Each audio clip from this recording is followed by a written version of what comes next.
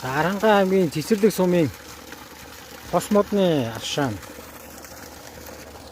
нас дээж авлаа. За энэ савханзар бактерийн дээж. За тэгээ зорилго нь энэ харсан болохоор энэ нөгөө маш олон хүмүүс ундаадаг. Тэгээд эхийн маш сайн хамгаалсан байна, тусгаарлсан байна.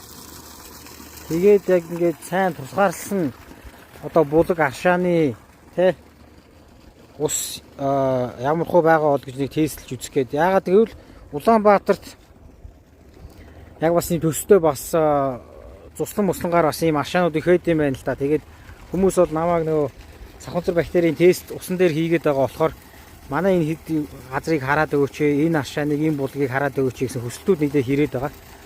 Тэгэхээр тэрнтэй яг харьцуулах гээд тэг хүмүүс болохоор яг нөгөө байж магадгүй гэж яг нэмзэгдээд байгаа юм байна амны ус болохоор. Тэгэхээр энийг нэг харьцуулж хараад үзье гэж бодоод энэ дээж авч байна.